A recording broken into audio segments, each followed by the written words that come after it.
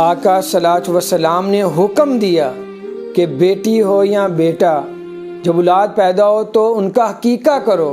ये हुक्म है नबी पाक सल्लल्लाहु अलैहि वसल्लम का। फिर आका ने फरमाया कि हकीके के ज़रिए जानवर को ज़िबा करके उसका सदका करके उस बच्चे की तरफ से खून बहाओ, ताकि उस बच्चे के ऊपर जो आफतें मुसीबतें हैं वो सदक़े के ज़रिए टल जाएं। फिर फरमाया कि सर के बाल सारे जो है वो उसके शेव करो, उतारो, ताकि उसके ऊपर जितनी अज़ियतें होंगी वो अल्लाह ताला उसको भी दूर कर देगा। नबी पाक सल्लल्लाहु अलैहि वसल्लम ने जब हज़रत इमाम हसन, हज़रत इमाम हुसैन रज़ी अल्लाह ताला अन्हु जब पैदा हुए तो आप सल्लल्लाहु अलैहि वसल्लम ने 7वें दिन उनका अकीका किया और उनके सर के जो बाल जो थे वो उसको शेव किया, यानी कि उसके बाल उतारे।